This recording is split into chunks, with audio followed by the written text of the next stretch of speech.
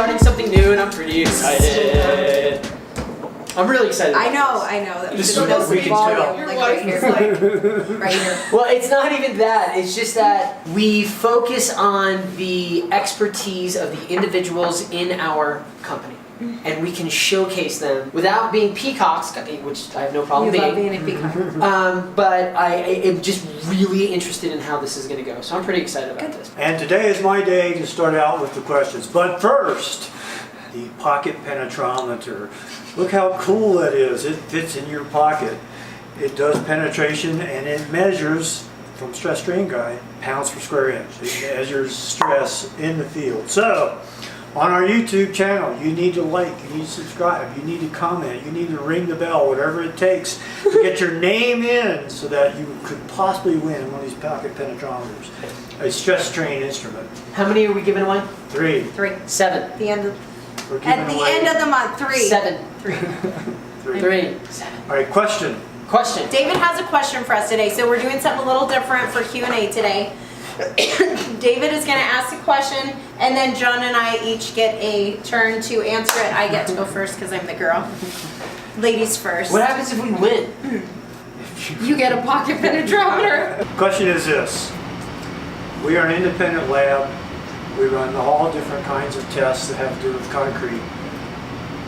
Why do we do that? So, thank you for the question. I love this question.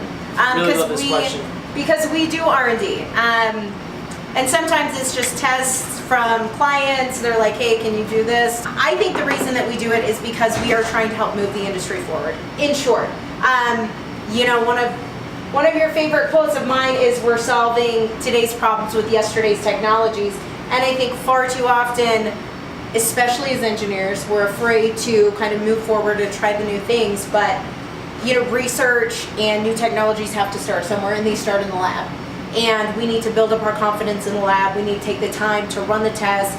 We've got the equipment to do the exhaustive testing to really get a feel for how these things are going to behave in the field. And ultimately, that's what we're trying to establish in the lab, is how is this going to perform commercially? How is it going to perform long-term in its environment? So I think we are trying to evaluate that on our current technologies, and then also look at new technologies, try to figure out what's going to work, and then help build up the confidence for the industry to adopt that moving forward into the commercial market.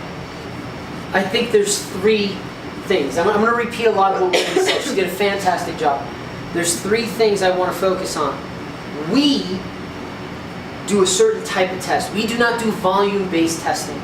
So we don't get hired by people to break 400 cylinders. We're going to send that to another lab. That's volume-based testing. We do very specific testing, and I think it could be fit under 3 things. 1, to make money, right? 2, to move the industry, and 3, save the world with all the concrete in it. Now the funny thing is, there's no direct line between those 3. Sometimes we're making money by moving the industry when people have us develop things, or when we vilify things. And we also could be doing forensics analysis on lawsuits. But one of the other reasons that we do testing is to save the world with all the concrete in it. And sometimes we might be doing that at our own costs to recognize what might be best for a better concrete or for a better civil infrastructure. So, standards, testing standards, are based on reasons. There's reasons for the standards. One reason is it miniaturizes the field case to bring it into the lab, which you covered partly. So, 4-inch cylinder, we measure the stress at which it fails. Stress at which it fails is the strength. Then we can use the strength to design big structures. Sure. So we take a 4-inch diameter cylinder, and we can model a 4-foot diameter bridge pier. The other thing, as you mentioned, is time.